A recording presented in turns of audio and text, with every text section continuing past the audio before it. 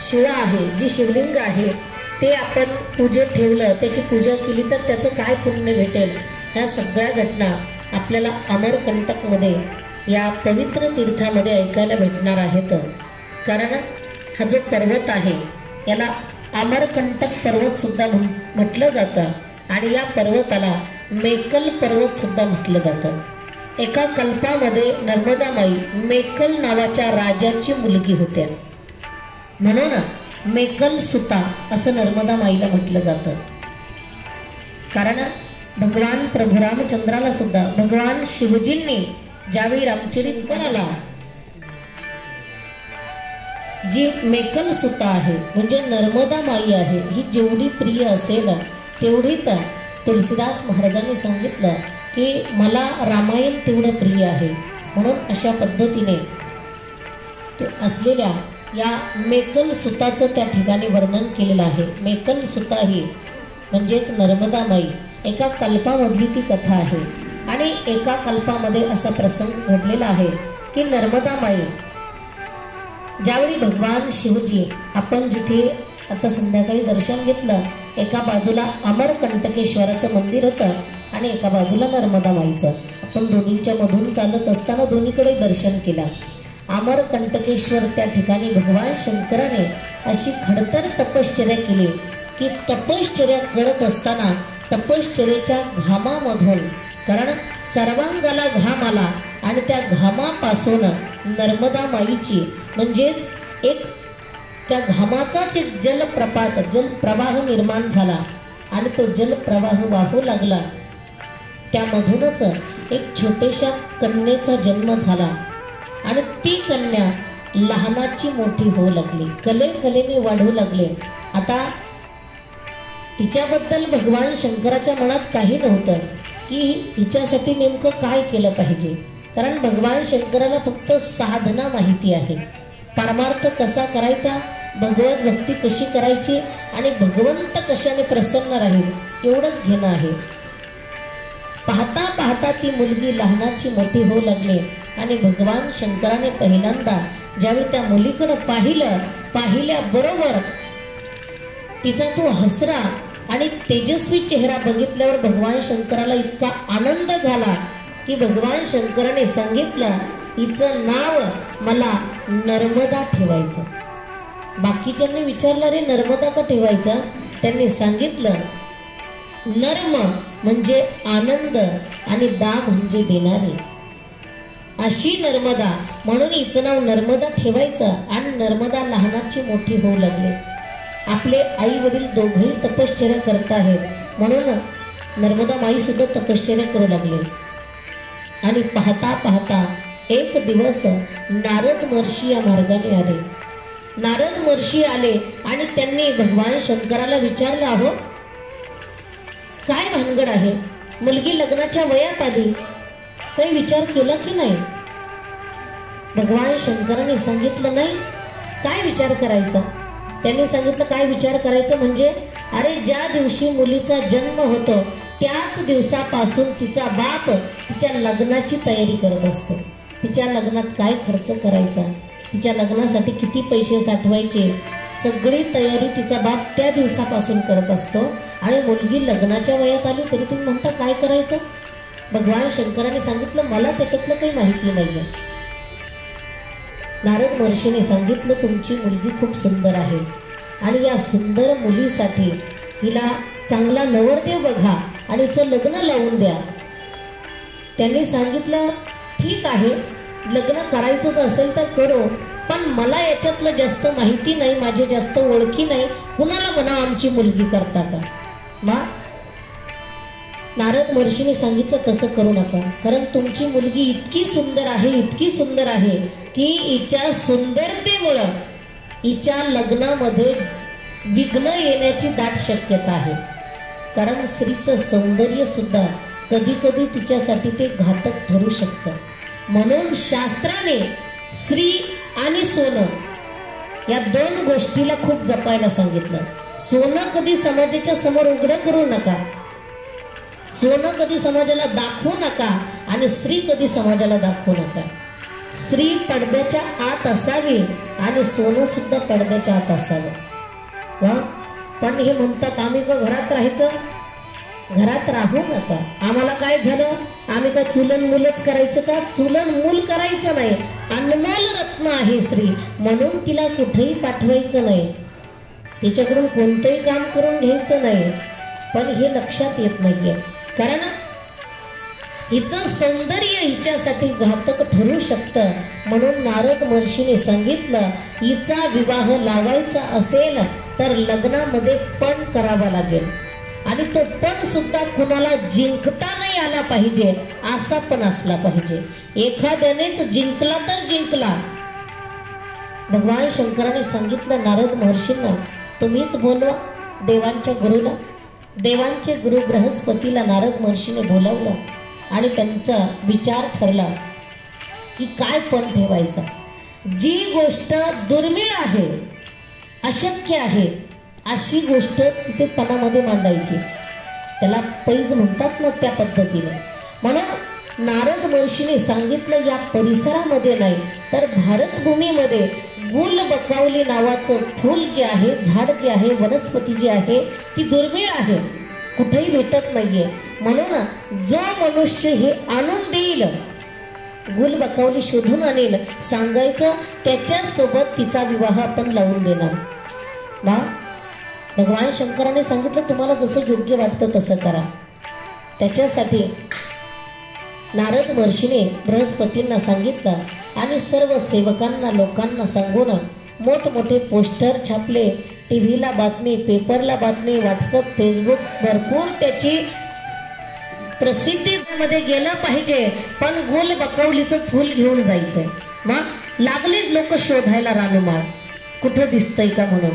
कारण एवढी सुंदर मुलगी मिळेल ना, रात्र पाहिना दिवस पाहिना, रात्रंदिवस त्या गवतामध्ये, जंगलामध्ये, डोंगरामध्ये ते झाड शोधू लागले. आणि पाहता पाहता इथूनच काही अंतरावरती सोनमुड नावाचा जिल्हा सुद्धा आहे पलीकडे, छत्तीसगड परिसरामध्ये. तर तिकडे सोनमुड नावाचा राजा आणि त्या सोनमुड नावाच्या राजाचा मुलगा भद्रसेन, नाव सुद्धा ध्यानात ठेवत जा, लोक तुम्हाला विचारतील नंतर. भद्रसेन जो होता राजकुमार, त्याच्यापर्यंत ही बातमी गेली आणि भद्रसेनाच्या लक्षात आलं, त्याने नर्मदा माई खूप लहान असताना त्याने तिला पाहिलं होतं. तेव्हा त्याच्या ध्यानात आलं होतं की ही मुलगी जर मला पत्नी म्हणून मिळाली तर किती चांगलं होईल. म्हणून पणाची गोष्ट त्याच्यापर्यंत गेली आणि त्याने सुद्धा घोड्यावरती स्वार झाला आणि विंध्याचल सातपुडामध्ये फिरू लागला गुलबकावली शोधण्यासाठी.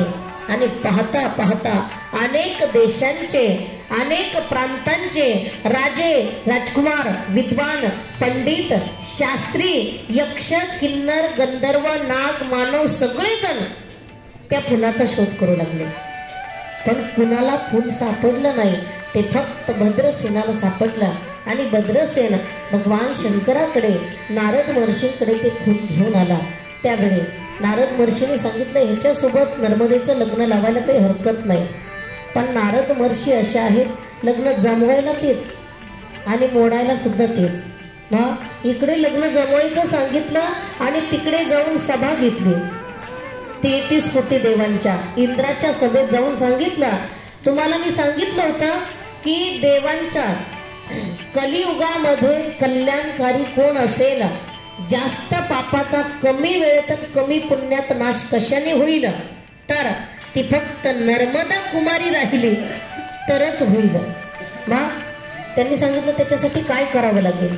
33 कोटी देवांनी सांगितलं, विचारलं. म्हणून नारद महर्षीने सांगितलं, तिचं लग्न मोडलं तरच ती कुमारी राहील आणि ती कुमारी राहिली तरच सगळ्यांच्या उपयोगाची होईल. असं सांगितल्यावर नारद महर्षीने आता इकडे लग्न जमवायचा कार्यक्रम चाललेला आहे. भद्रसेनाला सांगितलं, आता पत्रिका छापायच्या, कारण सगळी पसंती झालेली आहे आणि पसंती झालेली असल्यामुळे आलेले आहेत, सर्वच देव देवी देवता आलेले आहेत. सगळेजण लग्नामध्ये आलेले असताना, लग्न मंडपामध्ये आलेले असताना सगळ्यांची राहण्याची व्यवस्था वेगवेगळ्या ठिकाणी केलेली आहे. महिलांची वेगळी, पुरुषांची वेगळी, पाहुण्यांची वेगळी, जानवस म्हणजेच वऱ्हाड्यांची वेगळी, अशी सगळ्यांची व्यवस्था वेगवेगळी केलेली असताना नवरदेवाची व्यवस्था वेगळी. आणि त्याच वेळी नर्मदाबाईच्या मनात असं आलं की कारण उद्या पहाटे माझं लग्न होणार आहे, पण मला नवरदेव एकदा पाहण्याची इच्छा आहे. म्हणून नर्मदाबाईने आपली जुहीला नावाची दासीला जवळ बोलावलं आणि सांगितलं, बाई माझी इच्छा आहे तर नवरदेवाला भेटावं आणि 2 शब्द बोलावे. त्यावेळी तिने सांगितलं काही हरकत नाही, मी जाते आणि नवरदेवाला बोलवून आणते. आणि खरोखर ही दासी नवरदेवाला बोलवण्यासाठी निघाली. पण जात असताना ती म्हटली, बाई असे फाटके तुटके असे मळके कपडे घालून जर गेले तर तिथं लोक मला काय म्हणतील की नर्मदेची दासी. जसं म्हणतात ना घराची कळा अंगण सांगते, तसं दासीवरून मालकिनीची पारख होईल, म्हणून मला जरा व्यवस्थित कपडे घालायला द्या. नर्मदाबाई लग्नाच्या प्रसंगामुळे प्रसन्न होती. तिने सांगितलं, जा कपाटातून जे कपडे पाहिजे ते घाल, जे दागिने पाहिजे ते घाल. आणि हिने सगळे दागिने कपडे अंगावर घातले आणि अशी ठुमकत ठुमकत थेट नवरदेवाच्या त्या कक्षामध्ये गेले. आणि तिथं गेल्यावर नवरदेवाचा चालू होती आवराआवर. ही तिथं जाऊन बोलले. त्याने नर्मदा मोठी झाल्यावर पाहिलेली नव्हती, म्हणून हिने सांगितलं, मीच नर्मदा आहे, तुम्हाला भेटायला आले. त्यालाही माहिती नव्हतं भद्रसेनाला की हीच असेल म्हणून त्याने सांगितलं ठीक आहे. आणि दोघांच्या आता नवीन जीवनाविषयी गप्पा चालू झाल्या. पाहता पाहता नवरदेव आणि ही जुहीला गप्पा मारत असताना जुहीला कोटवरती बसली आणि भद्रसेनाने तिच्या मांडीवर डोकं ठेवलं आणि ही त्याचे केस कुरवाळत गप्पा मारू लागले. पाहता पाहता बराच वेळ निघून गेला. कारण इकडे नवरदेवाची उष्टी हळद, कारण नवरदेवाला अगोदर हळद लावली जाते काही भागामध्ये, अजूनही नवरदेवाला हळद लावायची आणि ती नवरीकडे पाठवायची, अशी प्रथा आहे काही भागात. काही भागात अशी आहे नवरदेवाची हळद नवरदेवाच्या गावाला, नवरीची हळद नवरीच्या गावाला. काही भागात अशी पद्धत आहे की हळदीलाच नवरदेव नवरीच्या घरी जातो. आता आमच्या भागात म्हणजे माहेरच्या भागात नवरदेव हळदीला येत नाही. नवरदेवासोबत असतात त्यांना लांडगे म्हणतात. म्हटलं आता जर लांडगे यांच्या सोबत आले असले तर आपल्या शेळ्यांना जपावं लागेल, कारण भागाभागाची पद्धतीमध्ये फरक असतो. म्हणून नर्मदा माईला भगवान असलेल्या भद्रसेनाकडून हळद आलेली होती. हळद अंगाला लागलेली असताना जुहीलेने फसवणूक केली आणि त्या ठिकाणी जाऊन तिने सांगितलं, मीच नर्मदा आहे. नर्मदा माई रात्रभर आतुर झालेली होती आपल्या होणाऱ्या पतीला भेटण्यासाठी, बोलण्यासाठी. पाहता पाहता सगळा शृंगार चढलेला होता. लग्नाचे सर्व वस्त्र अलंकार अंगावरती परिधान केलेले होते. पहाटेच्या ब्रह्ममुहूर्तावर विवाह होणार आहे म्हणून मुहूर्ताची वाट पाहत सगळे लोक तयार होते. पण मुहूर्त अगदी मुहूर्तावरती सगळे लोक त्या ठिकाणी आलेले आहेत आणि नवरी सुद्धा तयार आहे. पण पाहता पाहता मुहूर्त टळून गेला, नवरदेवाची वरात आलीच नाही. त्यावेळी नर्मदा माईने पाहिलं, अरे बाकीच्या लोकांना विचारलं, अजून का वऱ्हाड येत नाहीये किंवा अजून का नवरदेव येत नाहीये. पाहता पाहता नर्मदा माईला कळलं की नवरदेव या परिसरातच कुठं नाहीये. तर नर्मदा माई त्या नवरदेवाचं कक्ष जिथं आहे, पहिलं असं होतं मुहूर्त टळला की माणसं निघून जात होती, जेवत सुद्धा नव्हते आणि लग्नानंतर लावा नाही तर तिकडं काही करा. पण आता काही घेणं नाहीये, लग्नवाल्यांना घेणं नाही, लग्नाला जाणाऱ्यांना घेणं नाही. ते म्हणतात फक्त गुलाबजाम चांगले खाऊन घेऊ, नंतर लग्न लागत असतं पटकन लावून टाकून 2-4 तांदूळ टाकून निघून जाऊ. कधी लागो लग्न, कोणालाच कशाचं घेणं राहिलं नाही. पण पहिले लोक मुहूर्त टळला की तिथे थांबायचं नाही, त्यांचं खायचं नाही, त्यांचं काहीच नाही. मग सगळे लोक निघून गेले, नर्मदा माई एकटी राहिली. म्हणून ती नवरदेवाचा शोध करत चालली. जाऊन पाहते तर नवरदेव आपल्या कक्षामध्ये आपल्या दासी सोबत बसलेला आहे. नर्मदा माईने पाहिलं, अरे तिकडे एवढा कार्यक्रम, एवढा सगळं व्यर्थ घालवला आणि तर दासी सोबत गप्पा मारत बसला म्हणून नर्मदा माई. पण त्याला काय बोलणार, त्याच्यावर काय अधिकार आहे? म्हणून आपल्या पायातल्या पैंजणाचा आवाज करू लागले. तर कारण पायातल्या पैंजण असे असतात, रामायणामध्ये त्याचा उल्लेख आलेला आहे. भगवान प्रभू रामचंद्राने सीतामाईला विचारला की माता भगिनी म्हणजे स्त्रिया पायात पैंजण का घालतात? तर सीतामाईने असं उत्तर दिलं, ज्यावेळी स्त्री घरामध्ये चालत असते तर तिचा पाय नाजूक पाय पडला पाहिजे, पण त्या नाजूक पायाचा आवाज कुणापर्यंत जात नाहीये.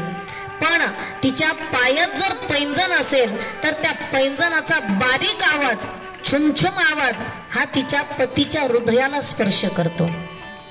म्हणून स्त्रिया पैंजण घालतात तर आपल्या पतीच्या हृदयाला स्पर्श करण्यासाठी, नवे नवे आपल्या पतीला आनंदित करण्यासाठी. पण तेच पैंजण आणि तेच पाय जर असे धपा धपा आपटत असले तर समजायचं आता हृदयाला स्पर्श नाही, हृदयाला चांगले ठोके बसतात ना. ज्यावेळी उग्र रूप धरते ना ती, त्यावेळी असंही होत असतं. म्हणून नर्मदा माई पायांच्या पैंजणांचा आवाज करू लागले. पण ह्यांचं लक्ष नाही, अगदी गप्पामध्ये एवढे दंग होऊन गेलेले आहेत. पाहता पाहता एवढा वेळ निघून गेला आणि नर्मदा माईला एवढा राग आला, अरे एवढी वेळची उभी राहिले तरी सुद्धा हिला कळत नाहीये. म्हणून नर्मदा माई तिच्या जवळ गेली आणि जवळ गेलेली पाहिल्या बरोबर जुहीला अशी तटकन उठून बसली आणि उभी राहिली ना. नर्मदा माई तिला काहीच बोलली नाही. एवढा राग मनामध्ये आला का त्या रागाच्या भरामध्ये अशी धाड दिशी एक लाथ तिच्या कंबरट्यात घातली ना, इथून 8 किलोमीटर जाऊन पडली. तुम्हाला त्या ठिकाणी आम्ही मुद्दामूनच ते ठिकाण दाखवत नाही, तर बाकीचे बरेच लोक घेऊन जातात त्या ठिकाणी. पण ग्रंथामध्ये तसा उल्लेख आहे, नर्मदा माई तिच्याकडे जात नाहीये. आणि आपण तिची परिक्रमा करतो आणि दुसऱ्यांना खद्र्यांना कशाला भेटायला जायचं? त्या दासीला अशी लाथ मारली, 8 किलोमीटर तिचं जाऊन पडली. आणि ती जुहीला तिथे ज्वालेश्वर आहे, तर त्या ज्वालेश्वरापासून तिचा उगम झाला. नदी रूपाने ती वाहू लागली, पण ती फक्त 2च महिने वाहते. कारण बरेच लोक असतात ना असे भक्ती करायला निघालेले, ते फक्त 2च महिने भक्ती करतात. महाराजांनी सांगितलं, भक्ती भाव भादो नदी सब ही चली गहराय. भक्ति भाव भादो नदी सब ही चली गहराय. महिने वाहते आणि जुहिलेला लाथ मारले. पण भद्रसेन होणारा पती आहे, त्याला नर्मदा काहीच बोलली नाही. पण माझ्या अगोदर दासी सोबत रथ झाला म्हणून राग आवरला गेला नाही आणि मुहूर्त याने टळवला. म्हणून नर्मदा माई तिथून माग फिरली. पण फिरत असताना भद्रसेनाने सुद्धा तिच्या समोर खाली मान घातली की माझंच चुकलं, मी ओळखू शकलो नाही. म्हणून तो लाजेने त्या दिशेने, आता उद्या सकाळी आपण तिकडे जाणार आहोत, तर तिथे शोण नद नावाने तो सुद्धा नदा रूपाने वाहू लागला. आणि त्या भद्रसेनाचा ज्या ठिकाणी उगम आहे तिथं सुद्धा नर्मदा माईची आपण देवपूजा घेऊन तिकडे जात नाहीये. जेव्हा तिकडे जातो ना तर ती देवपूजा आपण गाडीतच ठेवतो, मोकळे उतरून फक्त बघण्यासाठी जातो. तर तो भद्रसेन शोण नद नावाने त्या ठिकाणी वाहू लागला. खूप मोठा नद आहे तो. तर आणि ही जुहीला आहे ना, ही तिथं गुप्त झाली, थोडीशीच ती उगमापर्यंतच थोडी आहे आणि खाली गुप्त झाली. तर थेट अनूपपूर जिल्ह्यामध्ये ती भद्रसेनाला जाऊन मिळाली परत. नर्मदा माईला काही घेणं नव्हतं. नर्मदा माई त्या ठिकाणावरून रागाच्या भरात 2 किलोमीटर इथं आली आणि इथे येऊन तिचा उगम झाला आणि रागाच्या भरात पूर्वेकडून पश्चिमेकडे वाहू लागले. तुम्हाला त्या दिवशी पहिल्या दिवशी सांगितलं, पश्चिमेकडे वाहत असता रागाच्या भरात समुद्राला जाऊन मिळाली. कारण आपला होणारा पती आणि आपली दासी आपल्याला त्यांनी धोका दिला. म्हणून आता लग्नच करायचं नाही. भगवान शंकराने सांगितलं, बेटा असं करायचं नाही. फक्त अंगाला हळदच लागलेली आहे आणि त्याच्यासोबत लग्न झालं पाहिजे असं काय तिने सांगितलं नाही. माझा धर्म आहे, जो पती एकदा ज्याचा स्वीकार केला तोच, नाहीतर कोणीच नाही. आता लग्न करणार नाही, कुमारी राहणार. नर्मदा माई तरी साधना करू लागले. पण आपल्या महाराष्ट्रामध्ये दक्षिण भारतामध्ये असा एक प्रसंग घडला की भगवान शंकराचा आणि जे दक्षिण भारतामध्ये एका राजाची मुलगी म्हणून पार्वती मातेने जन्म घेतला होता. आणि जन्म घेतला असता पार्वती माता तिने ठरवलं की भगवान शंकरासोबतच लग्न करायचं. पण इकडे अशी गंमत झाली, 33 कोटी देवांनी त्यावेळी सुद्धा अशीच शाळा केली जशी आता जुहिलेला पाठवलं. रामाचा राज्याभिषेक होणार आहे पण राम राज्याभिषेक होऊ द्यायचा नाही म्हणून त्यांनी जसा कली पाठवला, जसा विकल्प पाठवला तशीच ही जुहीला पाठवले. आणि तशीच त्या राजाच्या मुलीचं लग्न होऊ द्यायचं नाही. म्हणून त्यांनी ठरवलं की लग्न तर ठरलेलं आहे. पार्वती माता वाट बघू लागली की माझं लग्न भगवान शंकरासोबत होणार आहे. भगवान शंकराचं वऱ्हाड निघालं. पण वऱ्हाड निघालं आणि वऱ्हाड गावाच्या जवळ जवळ आलं. जवळ आल्यावर 33 कोटी देवता लग्नामध्ये वऱ्हाडामध्ये सहभागी होते. पण जवळ जवळ आल्यावर त्यांच्या ध्यानात आलं की आता आपल्याला काहीतरी करावं लागेल. लग्न मोडायचं म्हणजे त्याला काय करावं लागेल. नवरदेव अगदी जवळ आलाय मंडपाच्या, ह्याच्यासाठी काय करता येईल दुसरं. काही म्हटलं, भांडण केलं, काही वाद घातला, कोणाच्या चुका सांगितल्या तरी लोक म्हणतील आता टाळी वाजू द्या, नंतर बघा, असं म्हणतील. म्हणून त्यांनी सगळे नाचत होते.